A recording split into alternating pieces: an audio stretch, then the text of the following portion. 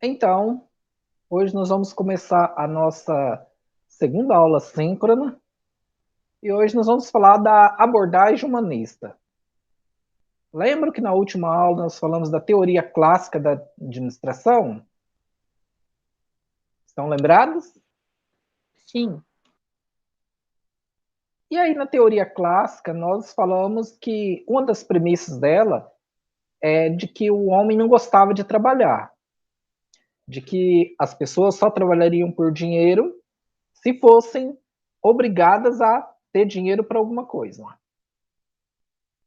E aí, eles buscavam a especialização do operário, buscavam fazer com que as pessoas tivessem todas as atividades dela controladas e tinha como premissa de que o homem não teria nenhum prazer no trabalho. A abordagem humanista, ela veio de certa forma contrapondo isso. Então, a abordagem humanista ela surge com a teoria das relações humanas, sendo relacionada a essa teoria. A escola clássica deu muita ênfase ao trabalhador como apenas um objeto da produção.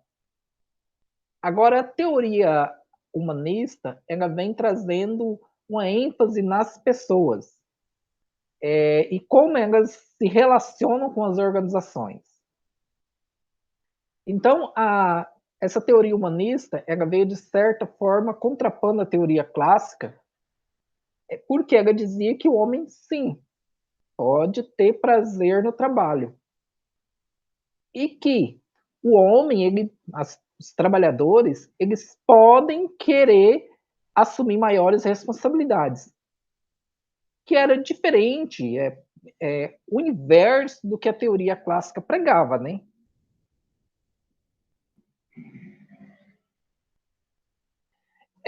Então, o conceito básico da teoria humanista é o homem como ser social. Ou seja, o homem vive em uma sociedade, faz parte de uma sociedade, e ele reage tanto a incentivos quanto alguma punição que a sociedade pode fazer pela forma como ele age. E, diferente da teoria clássica que afirmava que o homem só trabalharia por dinheiro, a teoria clássica vem falando, olha, o homem pode também ser incentivado a agir por outros tipos de incentivo, incentivos que não são monetários. E aí nós podemos ter também incentivos simbólicos. Estão conseguindo entender até aqui? Tem alguma dúvida? Não, tudo certo. Tá, ok.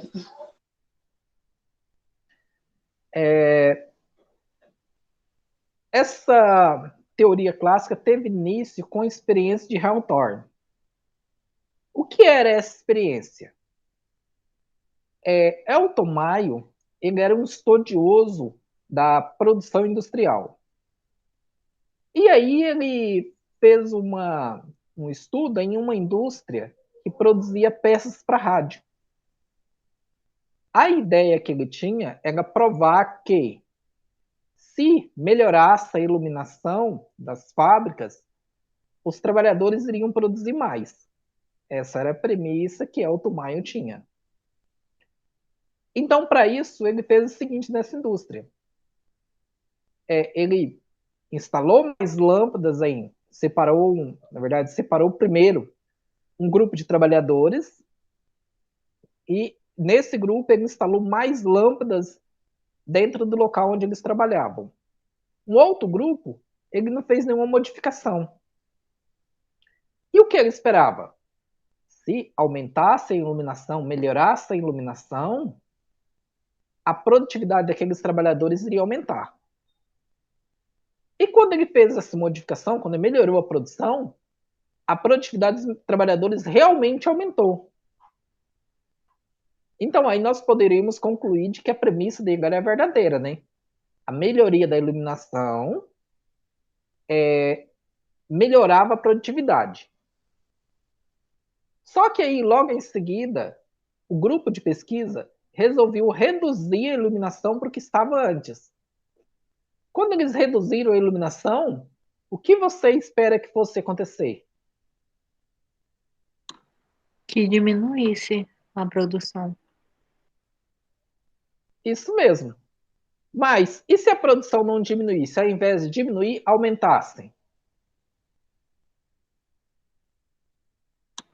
Então seria outro motivo, não a iluminação. Isso mesmo.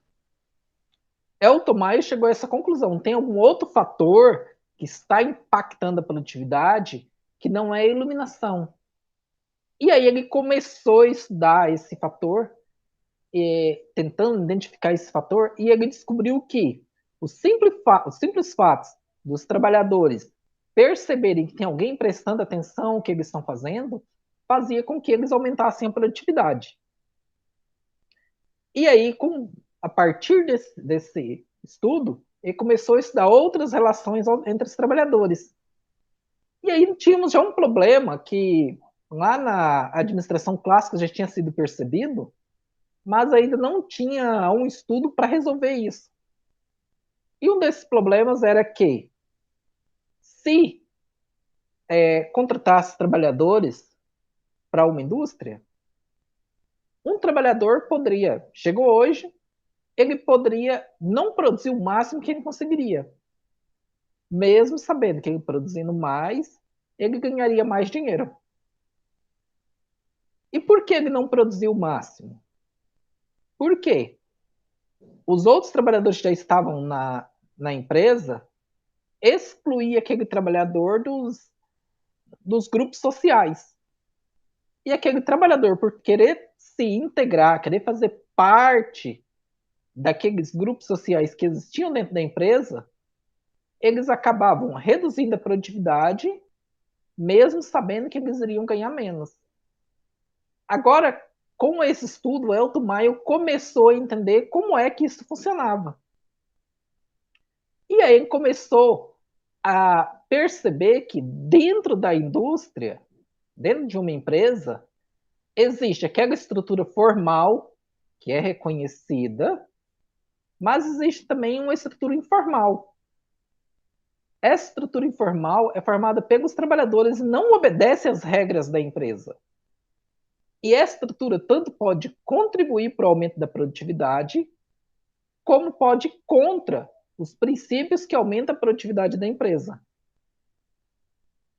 Se os trabalhadores acreditarem que eles, melhorando a produtividade, eles vão ser beneficiados, a empresa pode conseguir fazer com que esses grupos sociais trabalhem a favor dos interesses da empresa.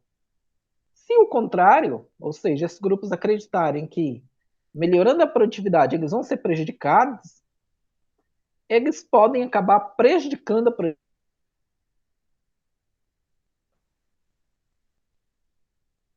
Dúvidas até aqui? Não.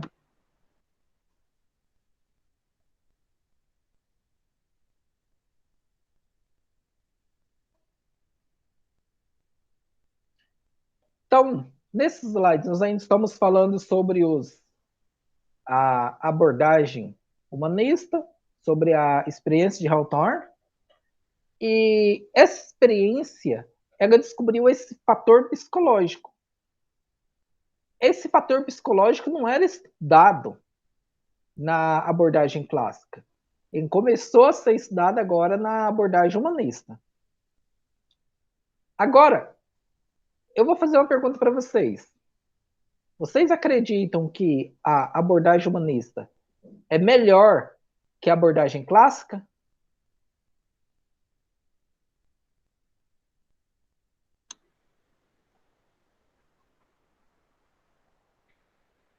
Eu acho que sim, porque, assim, do meu ponto de vista, né, pelo que eu entendi, essa humanista, ele vai estudar acima é como se fosse uma pesquisa científica. Ele vai fazer a pesquisa sobre algo e dentro dessa coisa ele vai fazer uma pesquisa em cima disso, que nem o senhor deu o exemplo da luz.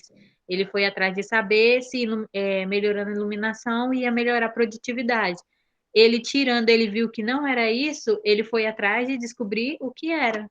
Então, acredito que seja melhor. Uhum.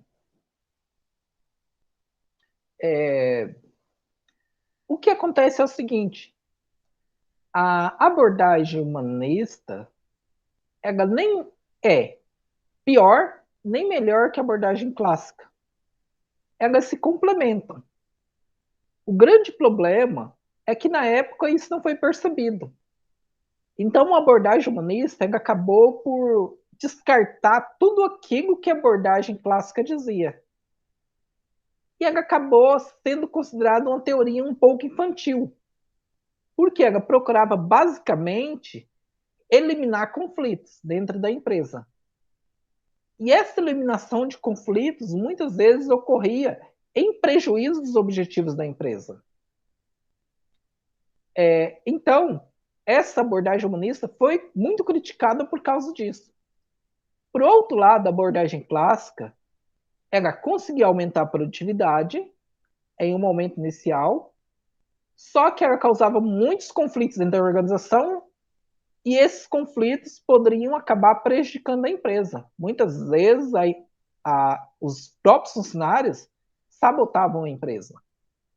Então, era necessário que tivesse algo que conseguisse aumentar a produtividade das empresas e que, ao mesmo tempo, conseguissem fazer com que os funcionários cooperassem para a empresa atingir os objetivos sem que eles fossem obrigados a isso. E aí a abordagem humanista veio trazendo esse fator. Mas como na época ela descartou o que a abordagem clássica já havia descoberto, ela acabou na época sendo muito criticada. Então, os princípios básicos da abordagem humanista é a integração social, o nível de produção dos empregados é uma resultante de como eles estão integrados socialmente, quais as normas e expectativas vigentes, e não da simples capacidade física dos empregados. Isso aqui na abordagem clássica não existia. Agora, a abordagem humanista foi trazendo esse fator para a produção, para as indústrias. E realmente esse é um fator importante. Só que se formos considerar só esse fator, a gente pode acabar prejudicando a empresa.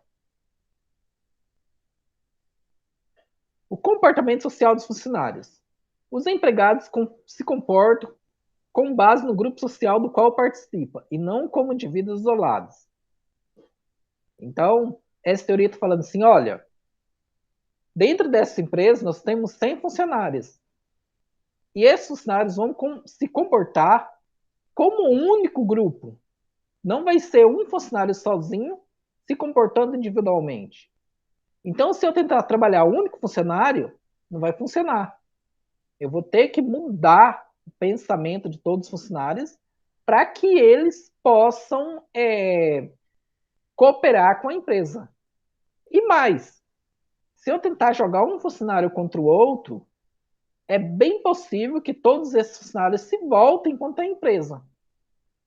Eu tenho que mostrar para todos esses funcionários que os objetivos da empresa são os mesmos objetivos deles. Estão conseguindo entender agora o relacionamento da abordagem clássica com o humanista e quais os fatores que elas falharam na época? Mais ou menos.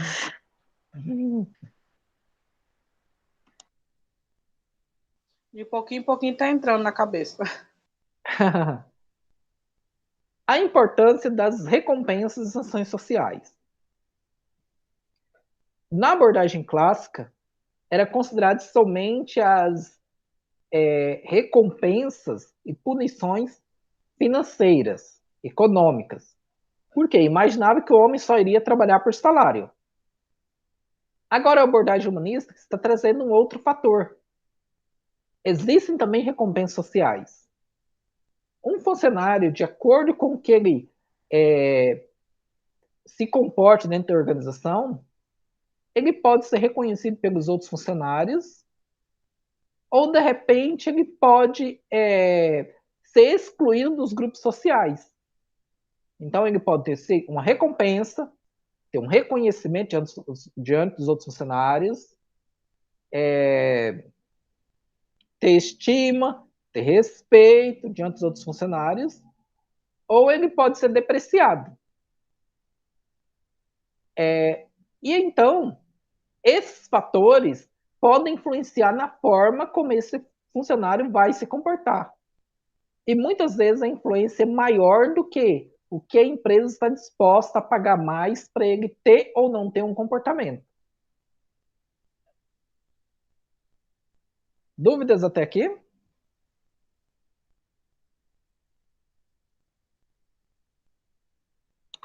Não. Aqui nós já falamos também sobre os grupos informais. As empresas, elas têm esses grupos informais. Temos aqueles grupos que é a estrutura da empresa, que são formais, a empresa olha para eles, reconhece, eles estão escritos nas normas. Mas temos também aquele grupo que não é reconhecido pela empresa, ele é um grupo informal. Vocês já ouviram falar da Rádio Peão? Não. Não. Rádio Peão, dentro de uma empresa, é o que se fala, sai um boato aqui, esse boato vai passando de boca em boca. Isso é um grupo informal. Essa transmissão de informações de boca em boca sem ser pelos canais formais da organização. Entenderam? Sim. Mas, no caso, essas informações seriam qualquer tipo de informação ou só coisas relacionadas à empresa? Pode ser qualquer tipo de informação. Pode ser, por exemplo, a empresa vai contratar um gerente e ela resolve contratar esse gerente fora da empresa. E aí começa entre os funcionários, olha, mas fulano que tem conhecimento, ele já tem experiência, ele poderia ser contratado para esse cargo. A empresa não reconhece funcionários internos. Olha, aqui não adianta a gente se esforçar, porque se a gente se esforçar, a gente não vai ser reconhecido. Eles vão, quando precisar de alguém para um cargo melhor, eles vão contratar alguém de fora. Vocês perceberam que isso está criando um grupo que não faz parte da empresa, com canais de comunicação que não são os canais oficiais da empresa, mas que influenciam na produtividade da empresa? Ah, sim, agora eu entendi. Sim. Da mesma forma, se, por exemplo, a empresa resolve dar um reconhecimento para um funcionário. Olha, esse funcionário aqui, ele teve um bom desempenho, então a gente vai dar ele desenvolveu um bom trabalho e tal, e esse ano a gente vai dar de presente para ele um dia em um spa. Outros funcionários falam assim, olha que legal, nós somos reconhecidos pelo nosso trabalho. E aí, esse sentimento de reconhecimento pode fazer com que eles aumentem a produtividade dentro da empresa.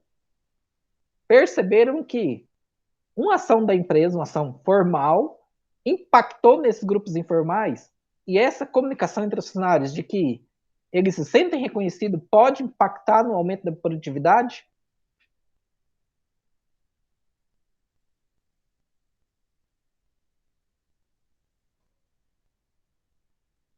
E nós temos também um outro fator, que é a relevância e o conteúdo do cargo.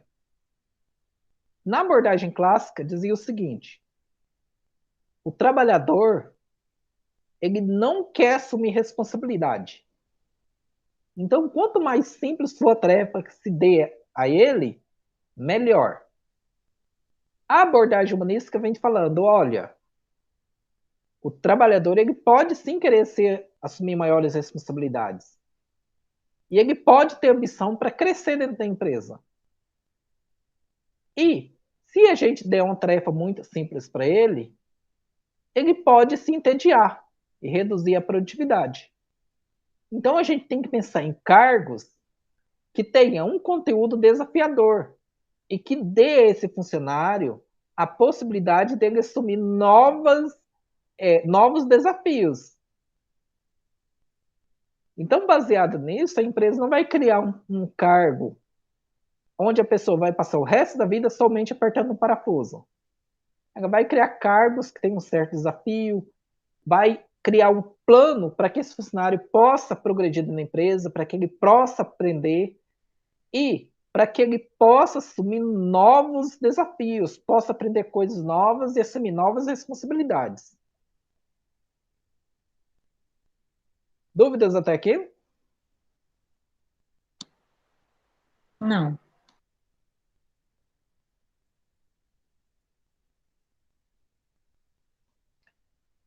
E aí nós temos também os aspectos emocionais. Esses funcionários, com esses aspectos emocionais, a administração deve compreender como é que esses aspectos estão ocorrendo dentro da empresa.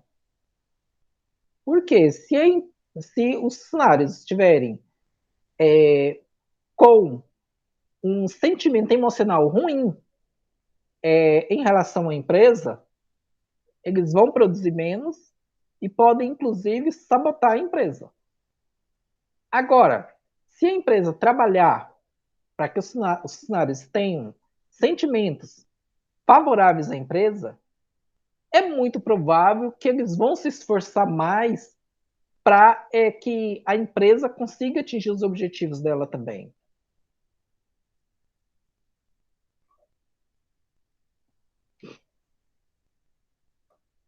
Nesse slide, nós estamos vamos ver um pouco sobre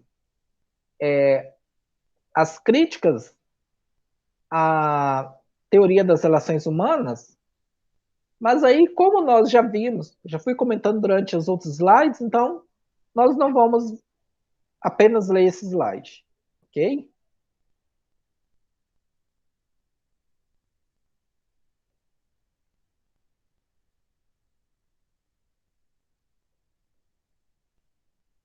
Agora, nós chegamos à teoria neoclássica. Durante a primeira parte da aula, eu comentei sobre a relação da teoria clássica e a teoria humanista. E o que acontece? Essas teorias elas foram construídas basicamente de forma oposta. Mas, na verdade, elas deveriam se complementar. Quem fez isso, quem trabalhou agora para juntar os princípios da teoria clássica com os princípios da teoria humanista, foi a abordagem neoclássica. Então, a abordagem neoclássica, como ela fala, neo é novo, é uma nova abordagem da teoria clássica, já considerando o que foi descoberto pela teoria humanista.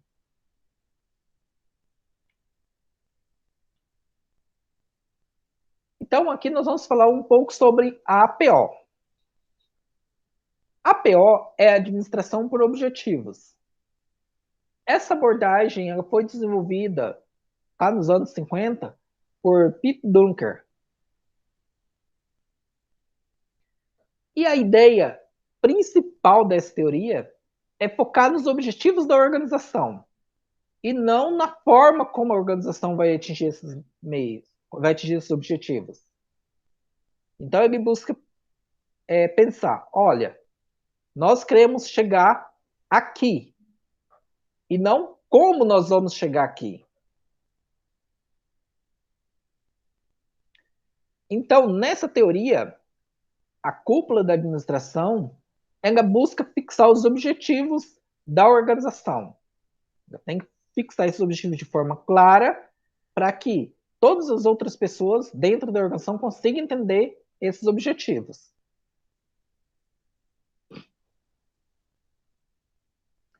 E aí, a partir desses objetivos que são desenhados pela cúpula, eles vão sendo desdobrados nos outros níveis organizacionais. Então, aí chegamos no nível tático e operacional. Esses objetivos para toda a organização são desenhados no nível estratégico. E depois eles são desdobrados no nível tático e operacional para que cada um consiga resolver, realizar suas atividades.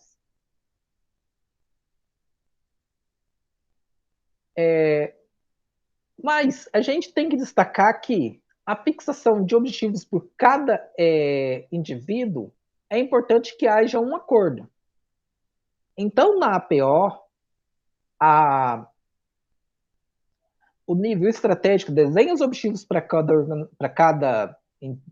a organização, e aí, quando ele vai sendo desdobrado nos outros níveis, tem que haver um acordo da administração com quem vai executar essas atividades.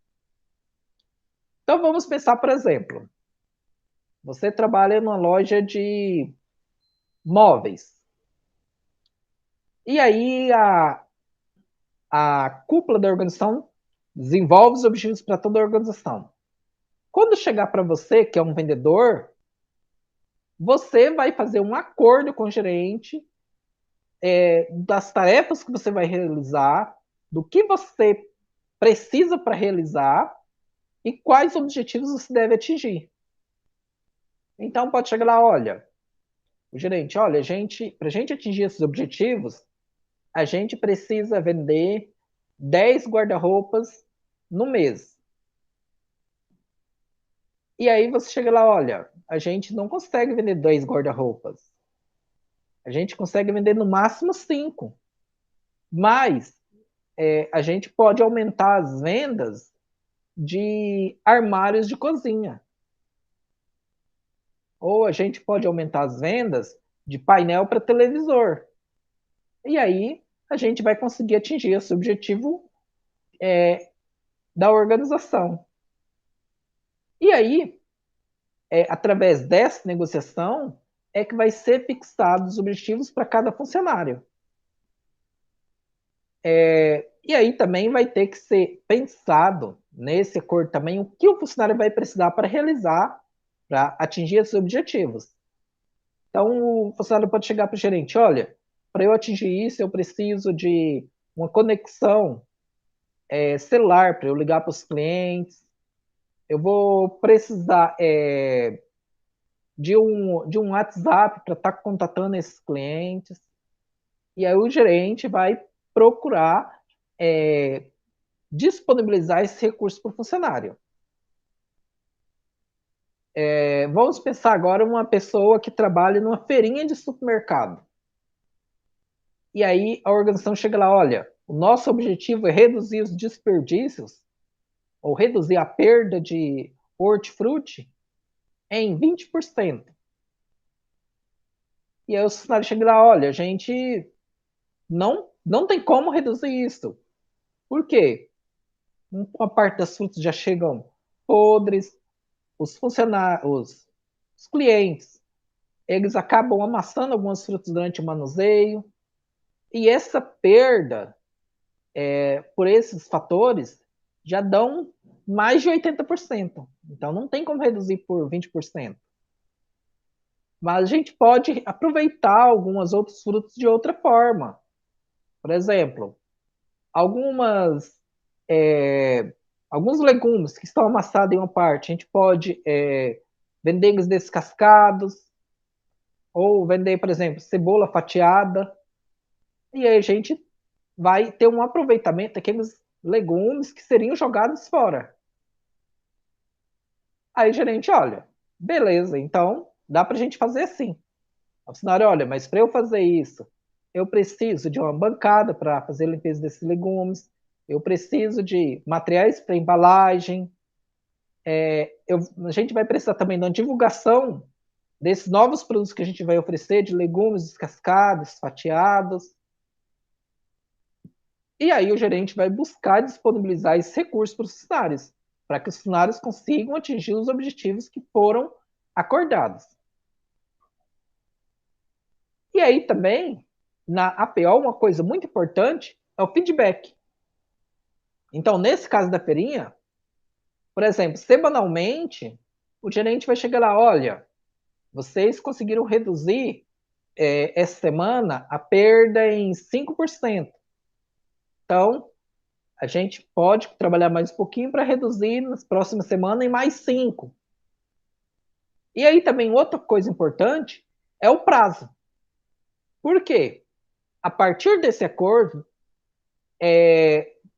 não vai ser reduzida essa perda imediatamente, mas vai chegar os recursos, né? Eles vão começar a entender melhor como é que ele pode fazer esse trabalho, e vai ter que ter um prazo para eles atingir aquela meta, digamos, que os funcionários disseram que não poderia ser 20%, dá para diminuir para 15% a perda, então eles vão ter lá um prazo, por exemplo, de 3 meses para atingir essa meta de reduzir em 15% as perdas de hortifruti de granjeiros.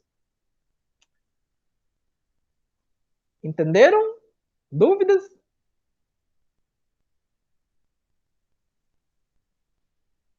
Dei uma mini bugada, mas tá indo.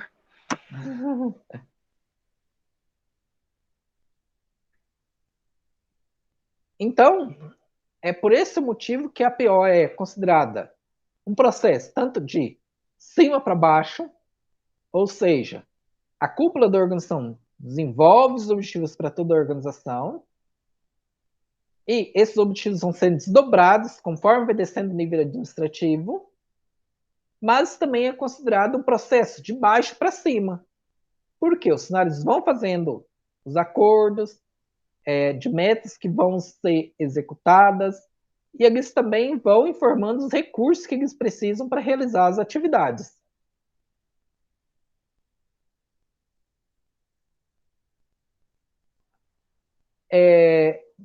Então, para a gente compreender a APO, é preciso entender que ela busca dar um salto, saindo da preocupação com a eficiência, ou seja, como as atividades são realizadas, para se focar na eficácia, ou seja, o que vai ser atingido, certo?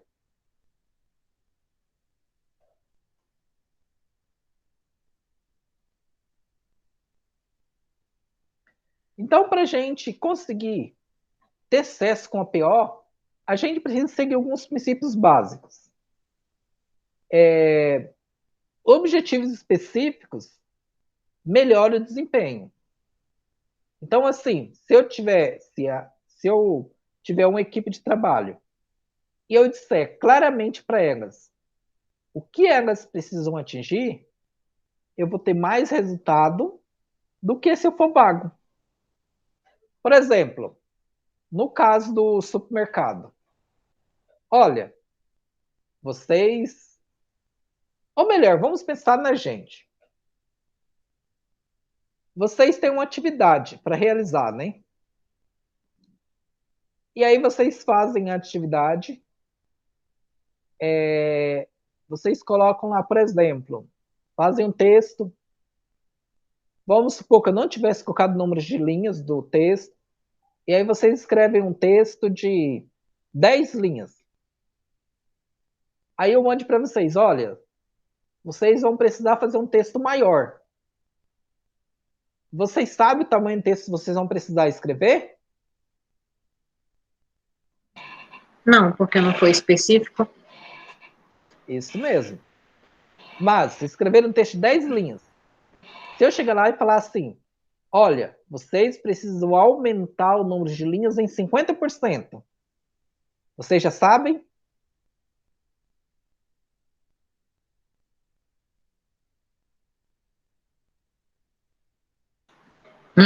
No caso vai ser 15, né? Isso. A mesma coisa chegar para vocês lá e falar assim, olha, o texto de vocês precisa ter 15 linhas. Vocês também já sabem o que é que vocês precisam fazer. Agora me digam, em qual situação vocês iriam fazer mais esforço? Quando eu falo para vocês que o texto precisa ter 15 linhas, ou quando eu simplesmente falo que o texto precisa ser maior? Quando não fala que o texto precisa ser maior? Se você não sabe o tamanho que é o texto, você provavelmente vai ficar frustrado. Porque você chega lá, olha o texto. Ah, o texto precisa ser maior. Ele tem 10, eu posso fazer com 12. Mas se é 15, você vai chegar lá, olha, eu preciso sair daqui e chegar aqui. A mesma coisa é um mercado. Se eu chego lá e falo para os funcionários, olha, vocês precisam reduzir o desperdício. Se os funcionários reduzirem o desperdício em uma maçã, houve uma redução de desperdício? Pouca. Oi? Mínima. Mínima, mas houve, né? Agora você chega lá e fala assim, olha, vocês precisam reduzir o desperdício em 10%. Qual situação vocês acham que os funcionários vão se esforçar mais para reduzir o desperdício? Uns 10%. Isso mesmo. Então, objetivos específicos são melhores que objetivos genéricos. E é importante que a organização seja mais específico possível com diz respeito a objetivos a serem atingidos. Certo? Por quê? Se ela for vaga, os funcionários não vão saber onde eles precisam chegar. Quando ela diz um objetivo específico, eles sabem exatamente onde precisam chegar. Se eles sabem onde precisam chegar, eles vão se esforçar para chegar lá.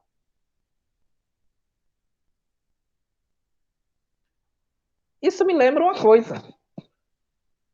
Lembra que um certo presidente, há algum tempo, falou o seguinte: nós não teremos meta. A meta vai ser aberta. E quando atingir a meta, a gente dobra a meta. Lembram disso?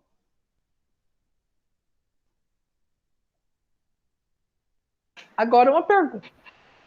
Se a meta é aberta e não tem uma meta, qual é a meta? A meta, nesse caso, então, é zero. Se a meta é zero e você dobra zero, continua sendo zero. Matematicamente, seria isso. Dessa forma, não vai chegar em lugar nenhum. Pois é. Não é um objetivo específico. O objetivo específico seria: a nossa meta é 7%. Isso é um objetivo específico. Agora, se temos a objetivo. Professor, eu acho que o senhor está mutado.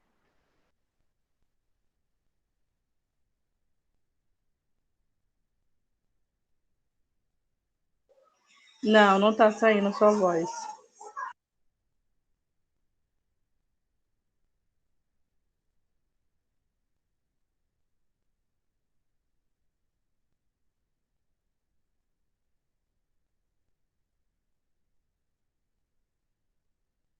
Momento. Voltou? Yes! Voltou! Então, se esse presidente dissesse assim, olha, nossa meta para a inflação é 7%, teríamos um objetivo específico. Mas, se disser a meta é evitar a inflação, então aí não teria uma meta clara. O que você vai fazer? Quais as ações que você precisa tomar? Você nem sabe disso. Porque você não sabe qual é a sua meta.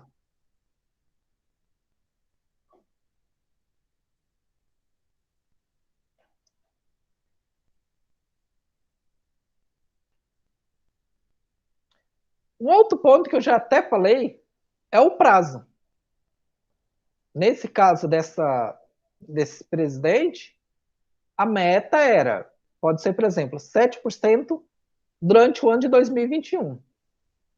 Agora, se falar assim, a meta é 7%, durante quanto tempo? Não se sabe. A mesma coisa é de uma pessoa que trabalha no hortifruti granjeiro de um supermercado. Se chegar lá assim e falar assim, olha, a meta é reduzir o desperdício ou as perdas de hortifruti em 10%, mas não der um prazo, a pessoa pode entender que ela pode ter 10 anos para poder atingir essa meta. Agora, se eu falo, olha, reduzir o desperdício em 10% durante o prazo de 3 meses, aí aquele funcionário já sabe, olha, eu preciso reduzir tanto esse mês, tanto no próximo, tem que fazer, dentro desse prazo, tem que fazer essa e essa ação para conseguir atingir esse objetivo. Se não tem um prazo, as pessoas simplesmente não vão se esforçar para realizar as atividades. É verdade ou não é? É verdade. Respondam sinceramente para mim. Sinceramente, como vocês nunca foram e talvez nunca mais serão. Se não tiver uma data para vocês realizar as atividades, quando vocês vão realizar elas? Só no último dia mesmo. No dia de entregar. No dia que o professor fala assim, ó, é hoje que é para entregar. A gente vai, eita, é hoje. É hoje, faz tudo na carreira. É isso mesmo. Então a gente tem que ter prazos para que as pessoas executem as atividades.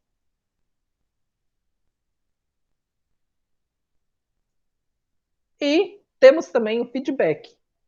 Feedback é o retorno. Então, no caso de uma pessoa que trabalha no hortifruti granjeiros, pode ser semanal ou mensal, ou até mesmo diário, o gerente vai se reunir com esse cenário e falar assim, olha, até agora vocês atingiram 2%, 3%, 10% da meta. E aí esses funcionários vão saber, olha, nós ainda precisamos melhorar tanto por cento. E esse gerente pode até dar um feedback melhor. Olha, vocês reduziram tanto por cento nesse produto, tanto por cento nesse, tanto por cento nesse, e vocês precisam melhorar nesse ponto. Esse ponto vocês já estão indo muito bem. Por exemplo, olha, vocês já reduziram o desperdício em 90% na perda de maçãs. Mas a perda de alface, o desperdício só diminuiu 3%. Então a gente agora tem que trabalhar um pouco para reduzir esse desperdício de alface. O desperdício de cebola foi reduzido em 50%. Ainda dá para melhorar ainda. Então perceberam? Esse feedback vai direcionando os funcionários o que eles devem fazer para conseguir atingir os objetivos que foram acordados.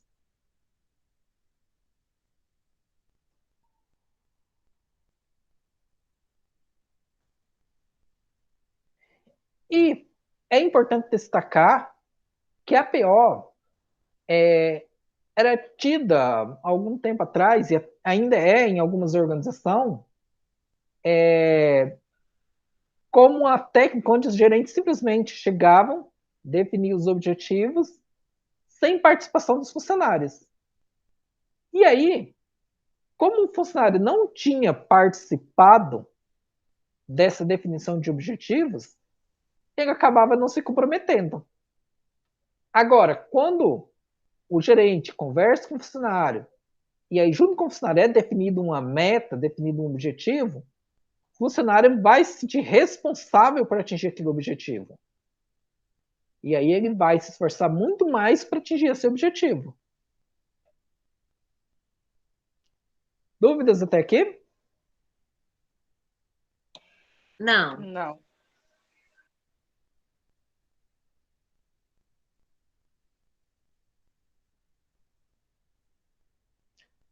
E aí, hoje em dia, essa administração por objetivo é tido como um processo que envolve a fixação dos objetivos, tanto pelos gerentes como pelos subordinados. Eles devem chegar a um acordo para fixar esses objetivos. E, além disso, os objetivos devem estar de acordo com o funcionário, para que ele possa estar realmente comprometido com o que deve ser feito. Então, a PO é considerada uma gestão participativa, onde os funcionários também participam de como a empresa vai ser gerenciada e onde essa empresa vai chegar.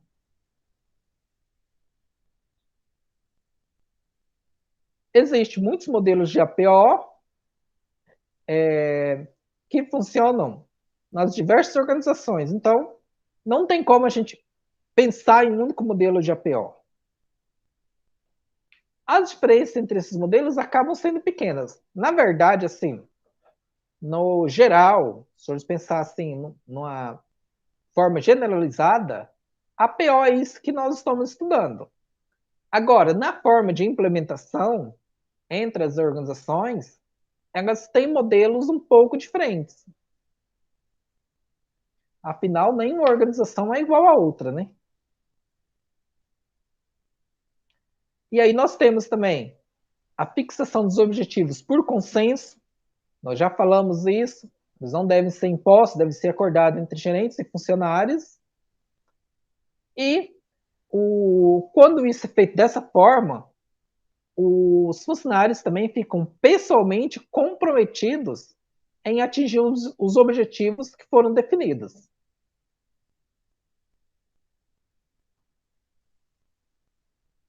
Aqui, nós já falamos sobre esses slides, já comentamos sobre eles, então não vou comentar de novo. Nesse slide fala sobre a negociação entre gerentes e funcionários para definir quais são os objetivos. Nós já comentamos sobre ele também.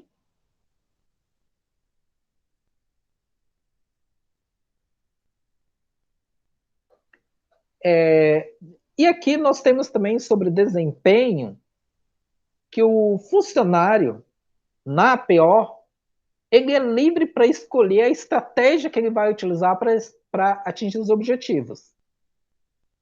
Então, uma vez acordado quais os objetivos que vão ser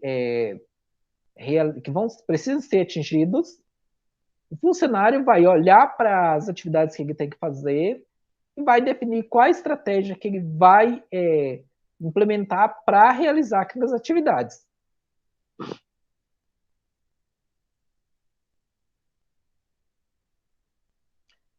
E aí tem que ter um contínuo monitoramento para sempre mostrar para os funcionários o que ele atingiu, o que ele fez e os objetivos que ele ainda precisa atingir, para que ele possa ir ajustando essa ação no decorrer das atividades que ele vai realizando.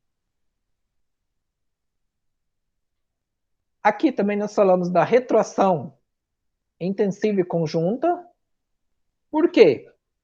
Na PO, os objetivos são definidos em acordo entre funcionário e gerente. Então, o gerente vai passar para o funcionário o feedback de quais objetivos já atingiu e quais que ele ainda tem que atingir. E o funcionário também vai passar um feedback para o gerente de quais recursos ele já foram entregues para ele e de quais recursos ele ainda precisa para que ele atinja os objetivos que foram acordados.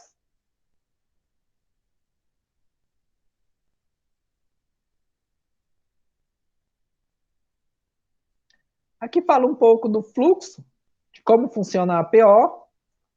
É um conteúdo bem simples, vocês já conseguem ler ele simplesmente lendo o slide. Então, nós não vamos ficar lendo o slide aqui. Eu vou disponibilizar o slide para vocês no Ava, tá?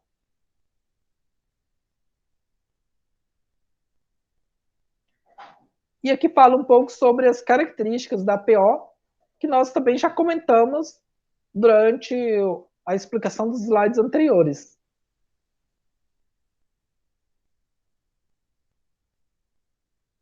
Ficaram com alguma dúvida no conteúdo de hoje? Não, ele professor. foi bem claro.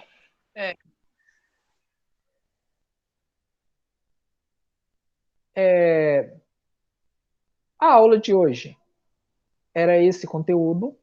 Se vocês tiverem alguma dúvida, pode entrar em contato comigo. Se for preciso, eu faço ou explico esses slides de novo, certo? Mas, se ninguém tiver alguma dúvida, tudo bem também. Eu tenho uma dúvida sobre atividade avaliativa. Já pode fazer ela? Pode?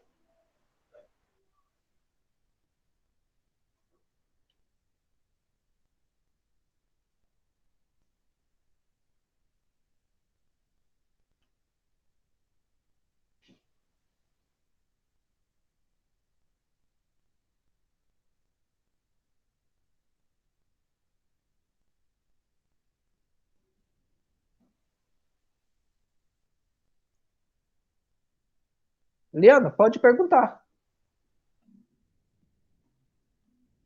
Oi? Você disse que tinha uma dúvida sobre a atividade avaliativa? Era se já podia fazer ela. E, Pode no fazer. caso, vai ser só essa que está pedindo de 10 linhas ou tem que fazer aquela outra que mostra lá em cima que tem que escrever um artigo? Acho que é um artigo que eu vi. Espera aí.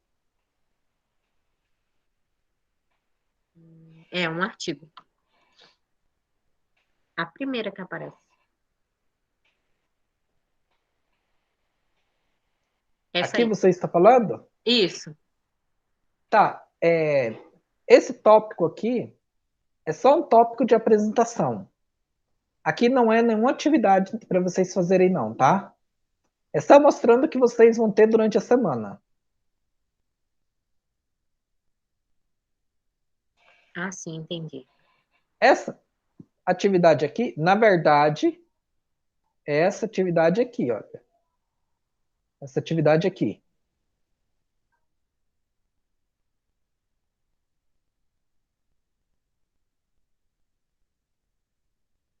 Entendeu? Entendi, sim. Ok. Tem mais alguma dúvida para hoje? Alguma pergunta?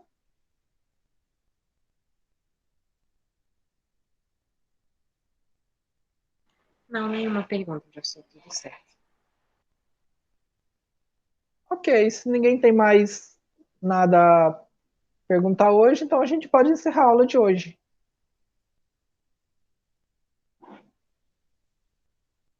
Boa noite, então, para vocês. E até semana que vem. Boa noite. Não vai ter aula síncrona, não, essa semana mais?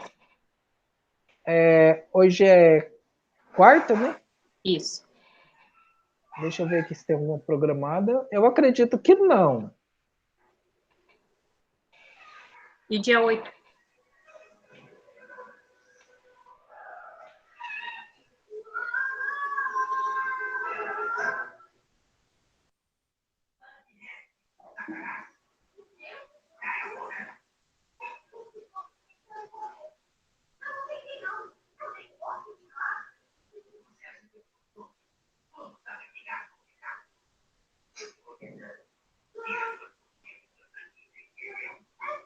Tá, vamos ter uma aula amanhã.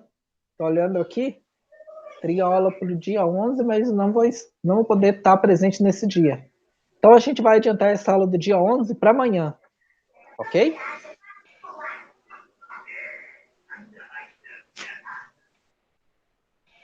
Ok. No caso, amanhã vai ser no mesmo horário, que se eu não me engano, amanhã tem da outra professora, que é eu acho. Vocês já sabem qual horário que ela vai dar aula? Eu acho que é 20 Acho que é 7h30. Bom, a última dela foi 20h30. É 8h40.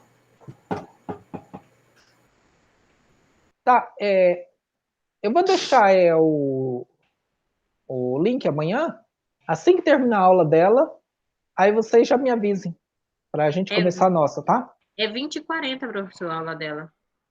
Tá aqui no mapa. Então dá Inicia às para 20h40. fazer o mesmo horário que nós, professor. Hã? Começou hoje, então dá para fazer o mesmo horário de hoje. 7h30 ou 7 horas. Ok, então a gente pode fazer nossa aula primeiro e aí depois, às 7h30, e aí depois ela faz a dela, né? Isso. Ok. Então, até amanhã. Até Até, boa amanhã, noite. professor. Boa noite. Boa noite.